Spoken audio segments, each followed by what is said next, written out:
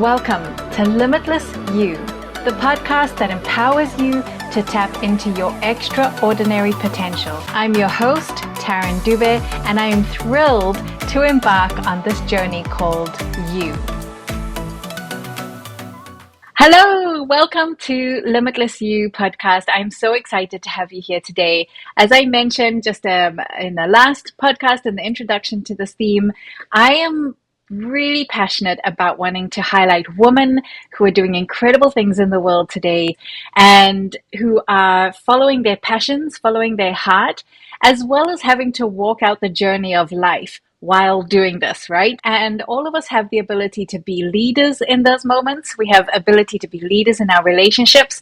And I just really want to be able to highlight how other women are walking through and navigating life through some of these challenges, but also some of the great things that are happening, the things that they're doing to impact their communities and the people around them. So today I'm so excited to welcome Chi to our podcast, to Limitless You. Chi is one of my favorite people.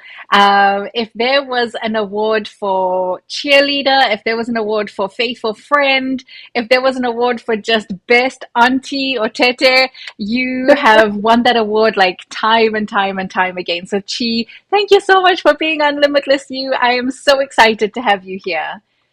Thank you, Taryn. Thanks for the intro. That's amazing. I should play that recording every morning just to get myself going. I love that. Thank you.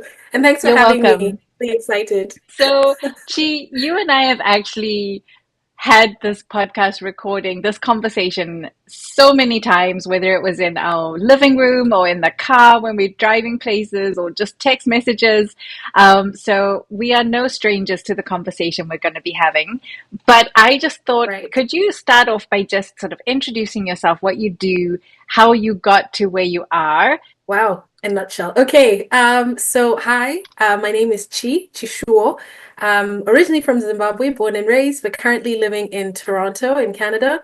And I work in global health, and a lot of that looks like global health project management. And how I got here. Well, that's I think that's a longer story, but I've always had a passion for healthcare and for implementing projects in different parts of the world to support people who need health and having their health needs met, whether it be through training doctors and nurses and other health workers, or if it's upgrading infrastructure, building structures to help people get adequate care. I remember you used to help like women in prenatal care, like nurses that were offering the prenatal care. You do cycles in Zimbabwe, like to raise money for hospital missions that are happening there. So you are doing a lot and quite hidden, I must say. Like, I don't think a lot of people know, except for once a year when you come out on Instagram, like, hey, I'm riding my bike for hundreds of kilometers. Which is I coming up don't soon, by the way.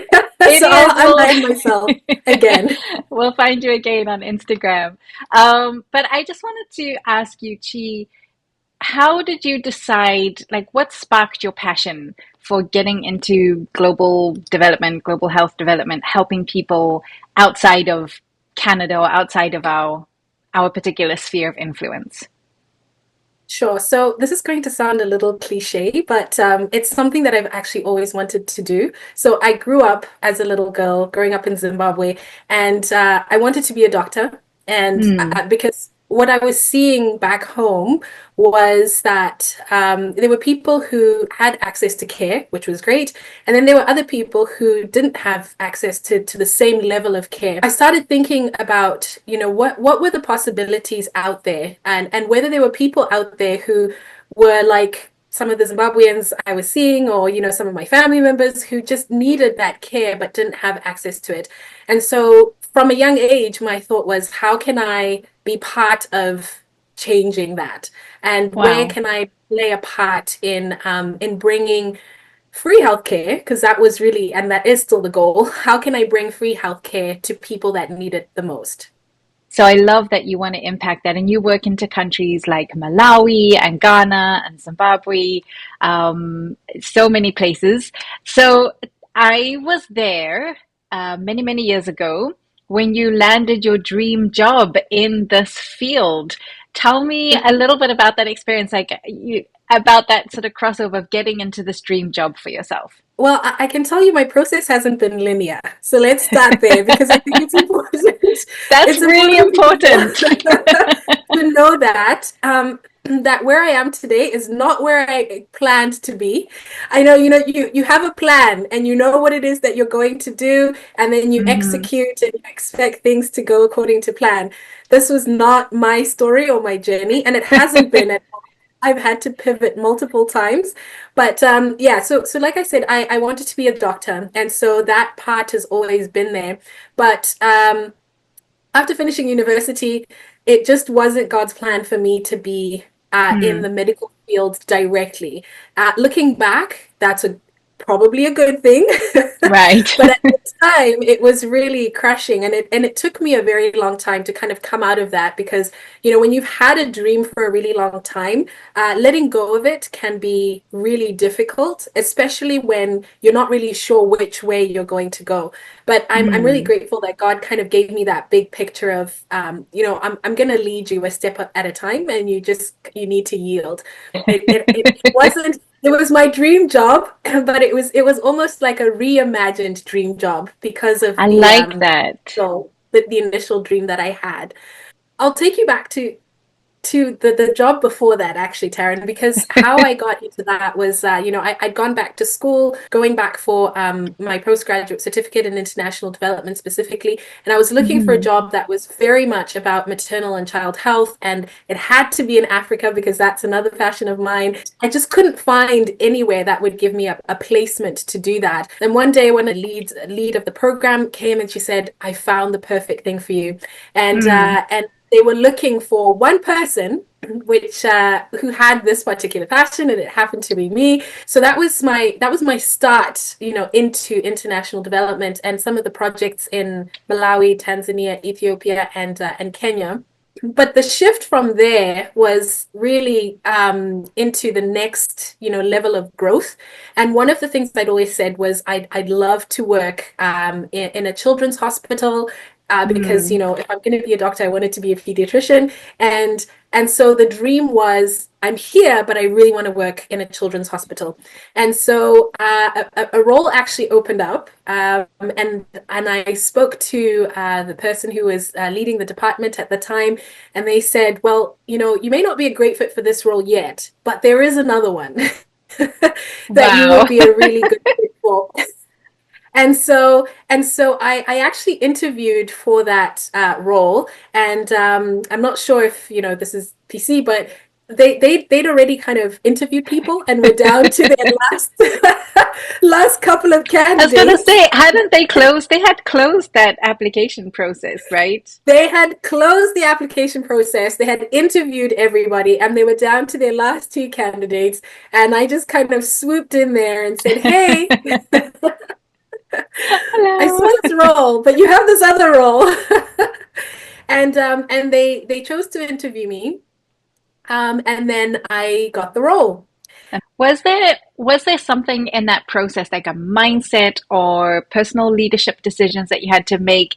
I mean, not everybody walks into a job interview for one position and then, happens to ask for another position. Like, what were some of the mental or leadership processes that you were going through in that? I know it right away. Like I think it was recognizing that I was good enough Mm, for to move into the space that I wanted to be in.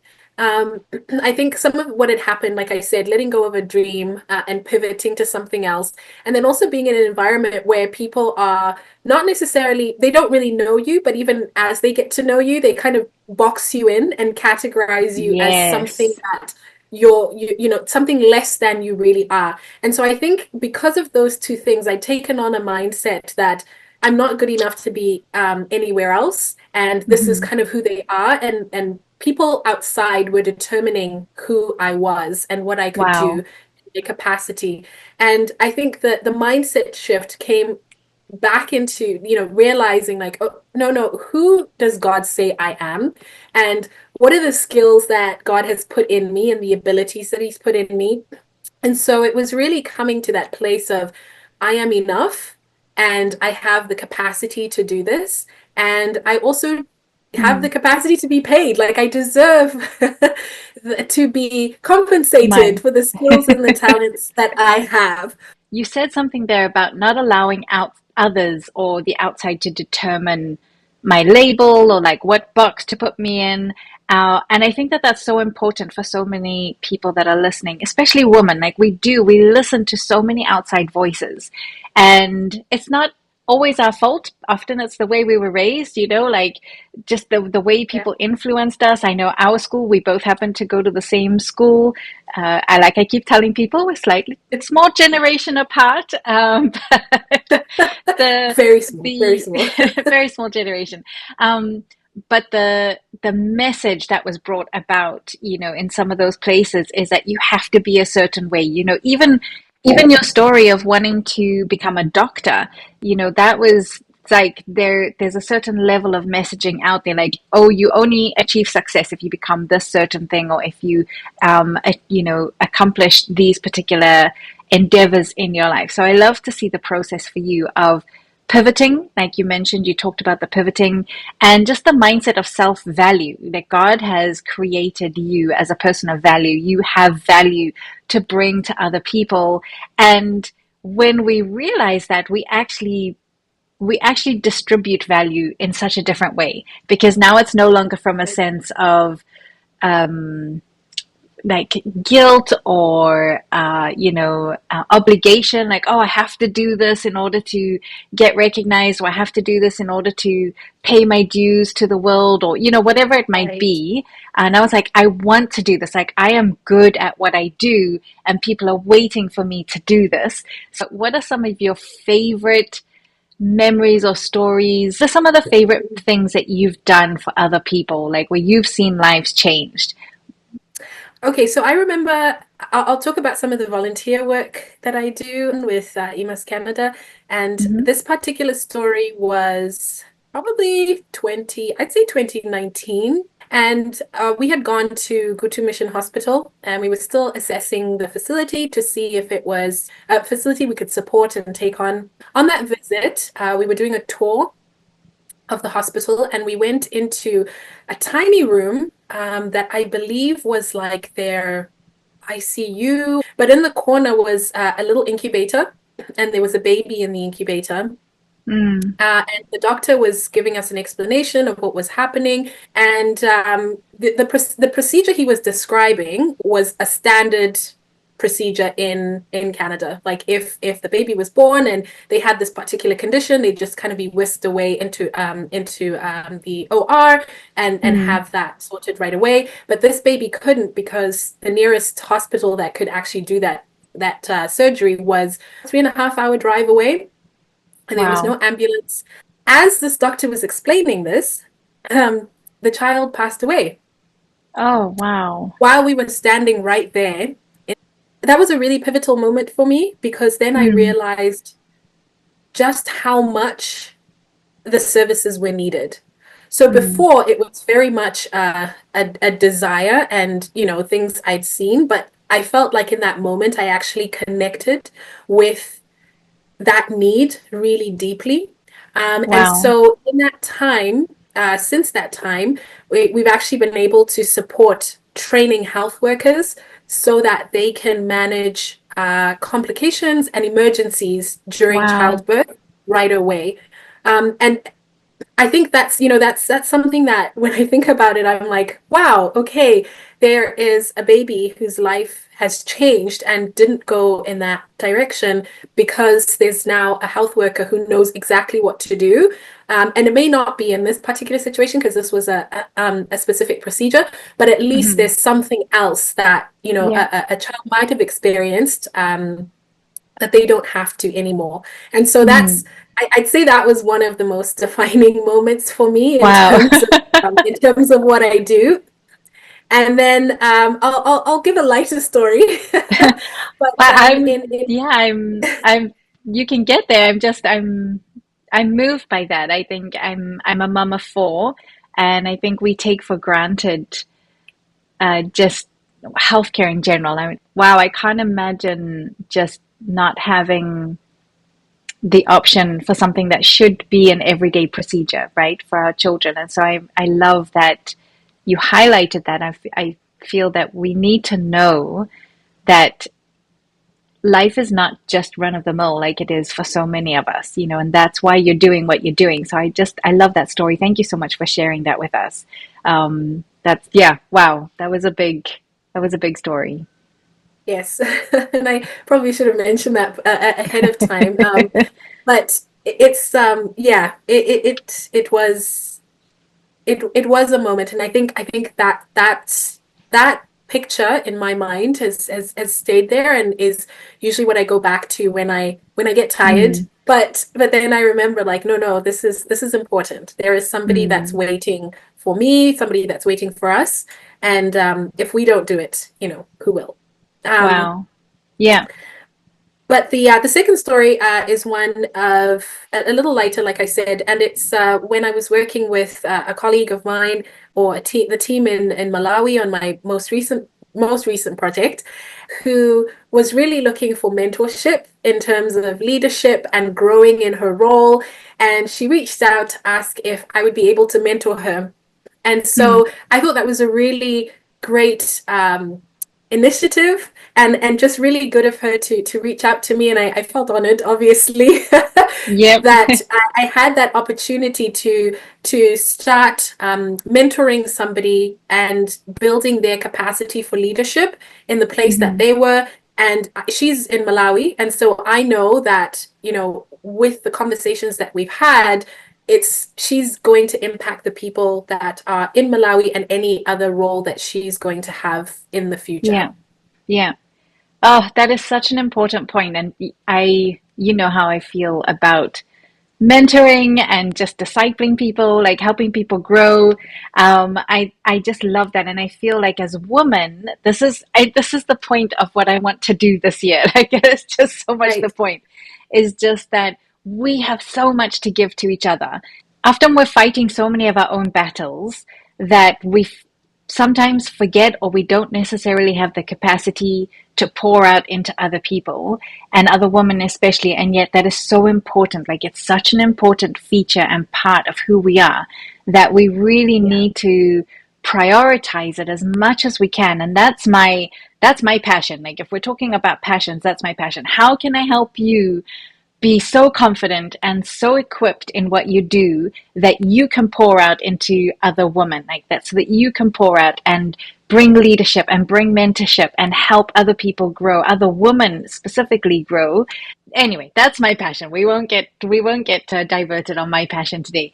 This isn't something that is often spoke about, where you do find your dream job, you do find yourself in a career that is just fantastic. You're impacting people, you're changing lives, you're doing well for yourself, like you're a successful career woman. And then it's not like, and then stuff happens and environments shift, people change, managers change, all these other little bits and pieces come together. You've had to walk through difficulties. Can you take us some of the process of finding yourself in what was a dream job into what now became a very difficult environment for you to navigate? And what was some of that journey for you? I think one thing that I, in hindsight, have realized is that there was a lot of striving to get into certain spaces Mm, and certain positions and roles, and get certain titles that I wanted. mm-hmm, And so yeah, it felt like there was a lot of pushback around that in terms of the environment that I was in. mm, So one of the things I wanted to point out was, having being in an environment where I wanted flexibility and freedom and growth, but mm, then finding myself really stifled. And then mm. environments where, you have to just follow the status quo. An instruction is given, you have to follow it, and there's no space for you to kind of move or grow or innovate. Yeah, Um, I think the other kind of characteristic of the spaces that I've been in as well is the spaces where, you're putting in everything that you know of yourself, and you're doing all the things you know to do, but it's just yeah. not good enough. Wow. And so, yeah, just you think it's good. You're in a and you think, wow, this was excellent. I Like this was showed my up for best this. work.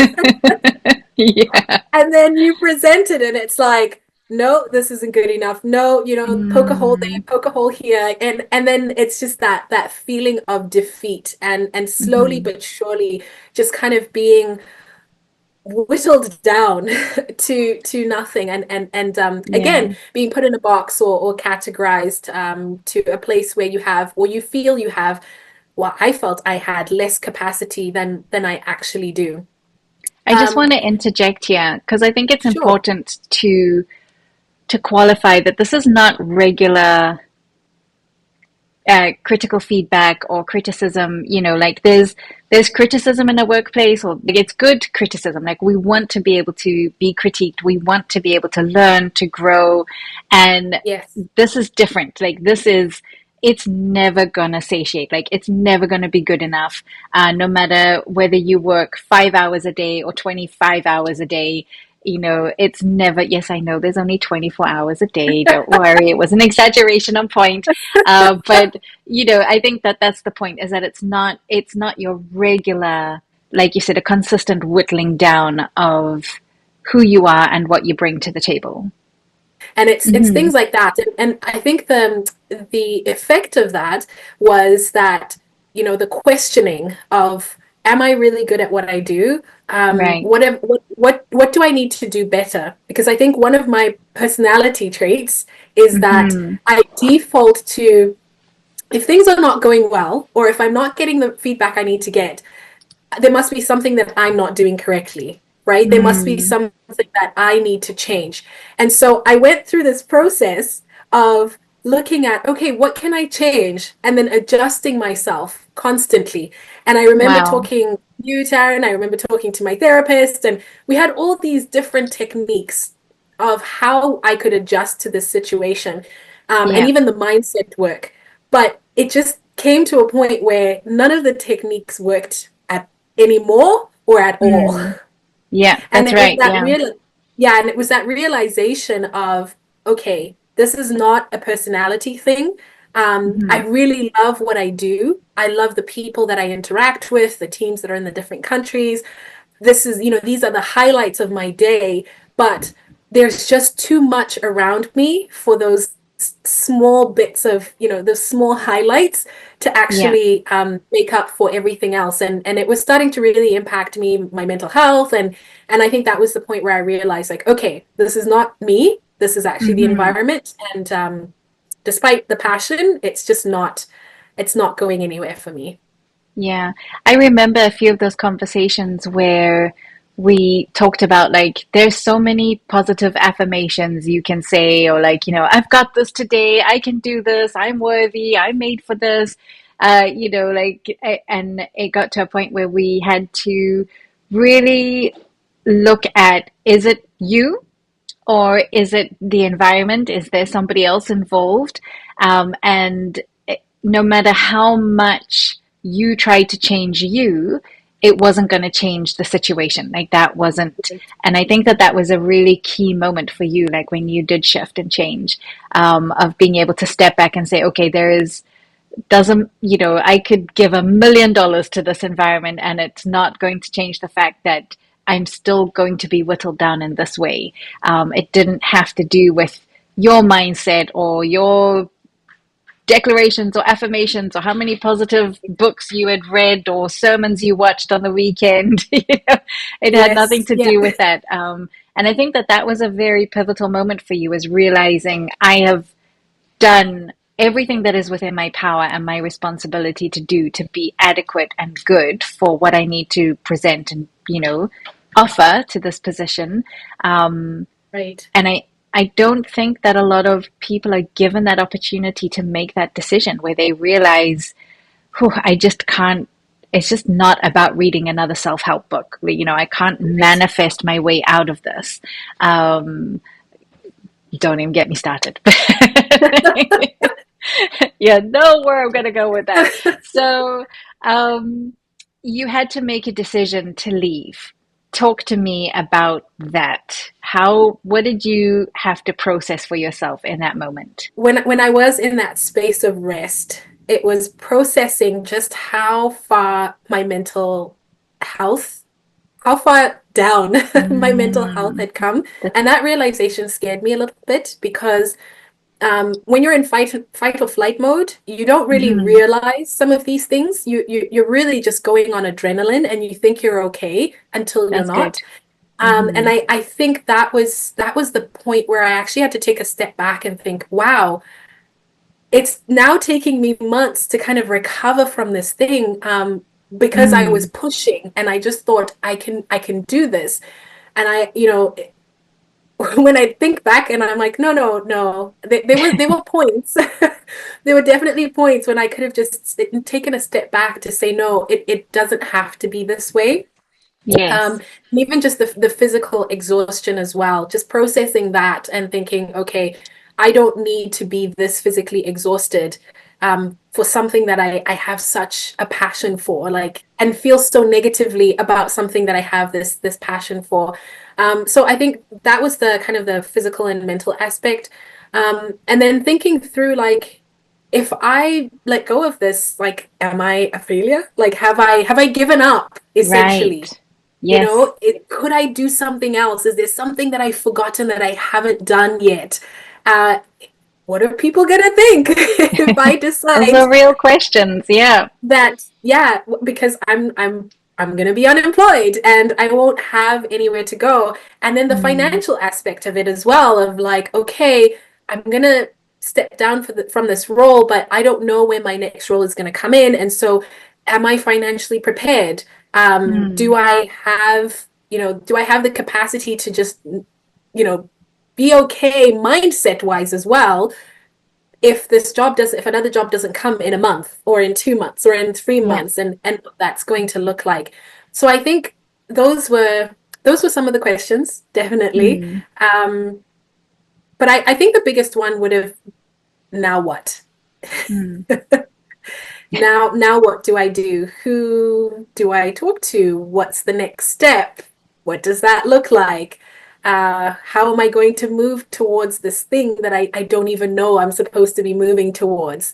And so it yeah. was it was a very big it was a very big decision. And in many ways, I actually wanted to go back, which is a really interesting piece where I was like, no, I can go back until I have, some safety, because if I Hmm. have that safety, I'll be fine and I can endure for a few more weeks and months, until I can Right. figure things out.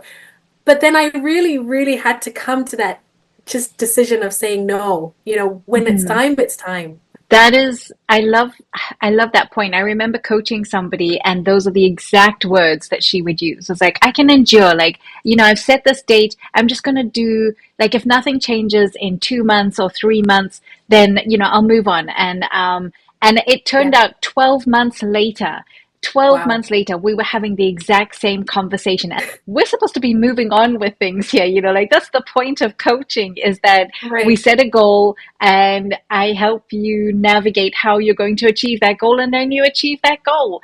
And Yeah. so for 12 months, Wow. we were having this conversation, and thank God she has moved on. But for 12 months, it was like, oh, I can't, I can't show up today. Like, I just can't do it. I've taken all my mental health days. I want to do this. But the person was so worn down and so degraded within that environment that they didn't have the capacity to look for new jobs. They didn't have the capacity Right. to, engage in the networking and the relationships and all that stuff that I know you and I spoke about, things like that. And it's just like, okay, Yes. at what point do we need to choose you over enduring, over safety and security? And please, I'm not advocating for bad risk case decisions. That's not what I'm saying Right. at Yeah. all. We spoke through a lot of, you and I spoke through a lot of like financial, okay, how many months do you have saved? Like, what can you Yes. do for that sort of thing? But there has to come a point where you need to take that leap. And I remember you mentally made the decision to take the leap. And then what happened? What happened was, 9 o'clock, I let him know. And it was really interesting too, because even in that conversation, I tried to kind of say, hey, maybe these are the Yeah. possibilities, you know? We could work Because I this was out. right, because I was still trying to think like, is this the right decision? Like, is this, those moments of hesitation? But I 9 o'clock, we had the conversation, and I resigned from the role, and I just kind of took a deep breath. I was like, okay, well, God, I don't know what the next step is, and I Mhm. truly am worried and just feeling anxious, but I'm going to trust you because you've never let me down, and I know that Mm. I I don't know. Essentially, it was this is the point where I need to put everything I've learned into practice.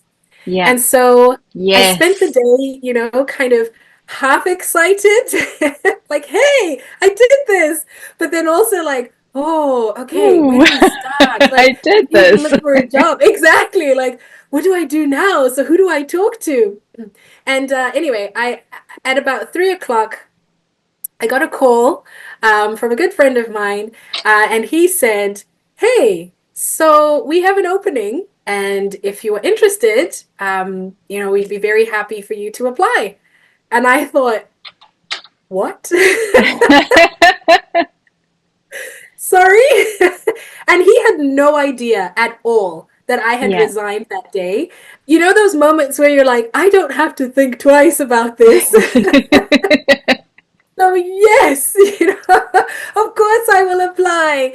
It was one of those moments of like, wow, God, Mm. that was quick. Thank you. Mhm. But also reinforcing, like, he's got me and he can see Mhm. me. And he's just very intentional about the pieces that he puts together and how he puts them together. That's amazing. There were so many good truths in there. I think one, having the courage to step out. You had done as much planning as you possibly could do prior to that. And it really is just having the faith to step out and know that you're better off, like your mental health at some point was better off looking for a job than it was staying in this place. We often don't have that faith and courage, but you didn't make those decisions in a bubble. You did seek a lot of good counsel. And I would say that to people that are listening, like, get wise people around you that can help you process these decisions. When we are in a network of people, we can gain insight and wisdom and understanding from so many wise people around us rather than Right. isolating ourselves. And so often, when we find ourselves in these difficult situations, in order to cope, we do isolate, like we do withdraw, we do find ourselves alone. And it's so important to keep some people close so that we can process and make these decisions. I want to ask Yeah. you a question just before we wrap up. But how has your perspective on personal leadership evolved as a result of these experiences? Because you are working for an incredible organization. You're also a consultant, and so you help other organizations on your own, in your incredible capacity that you have. The first thing that comes to mind is I've seen all the ways that leadership doesn't work, if Hmm. that makes sense.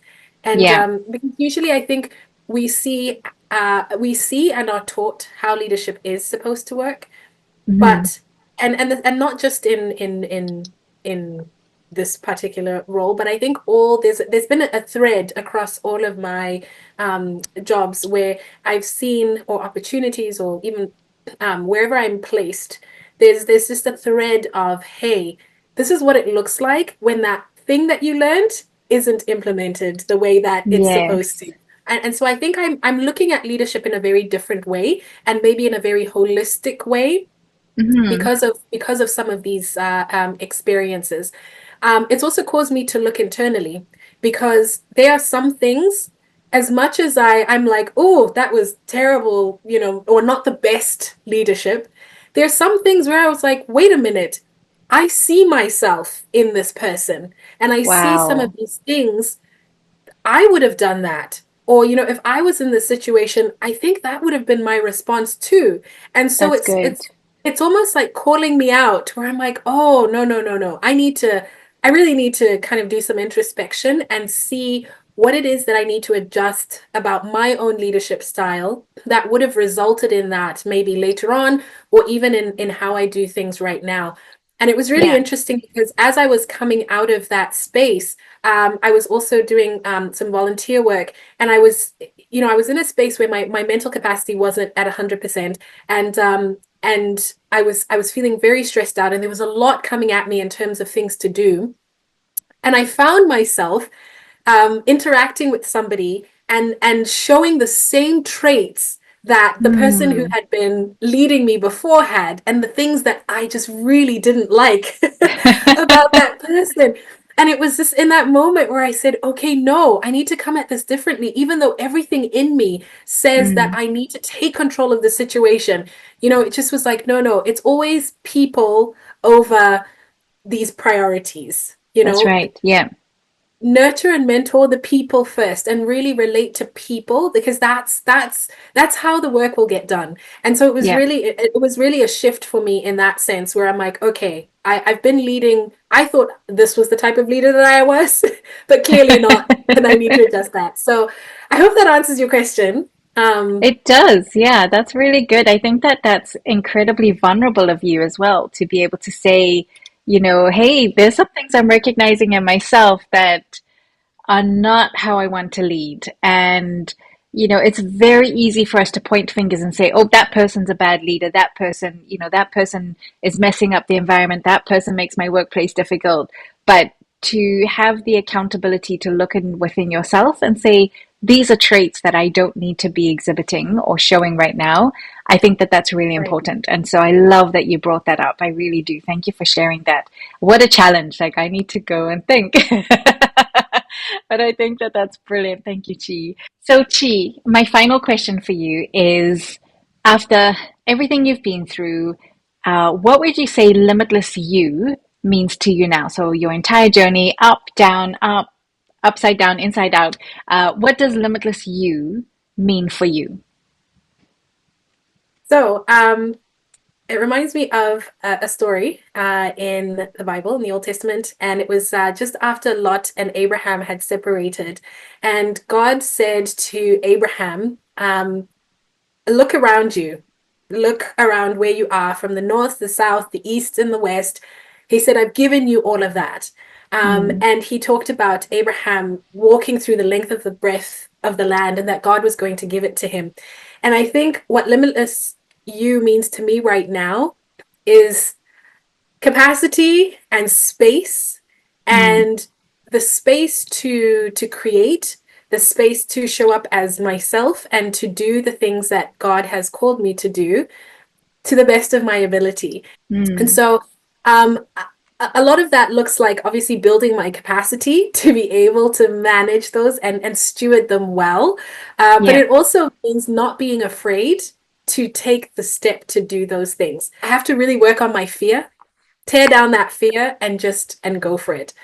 The people we surround ourselves are so important so that when Yeah. you lose sight of this vastness, when you lose sight of the incredible opportunities in front of you, you have friends and people around you who are like, hey, Chi, lift your eyes, look at what's available, see the opportunities. Don't forget where you've come from. Like, remember the journey that you've been through. It wasn't for naught. Like, it wasn't for nothing. It was, I go do ahead. have one thing to say though. I think I love that I love that you brought that up, and I love that you said that, because I'm gonna toot your horn a little bit in saying that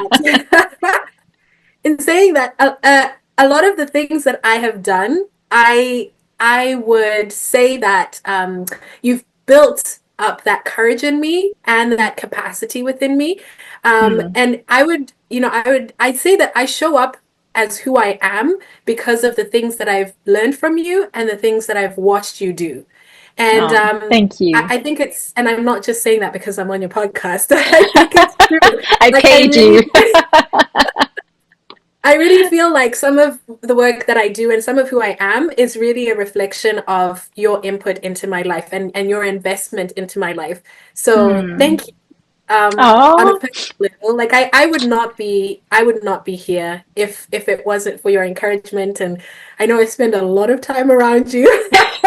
So thank you oh, you're so for doing welcome. that. But I have one Um, last thing to say, Tara, and sorry if I can yes. jump in quickly. But the other thing too that just came to mind is about thinking how I'm doing life.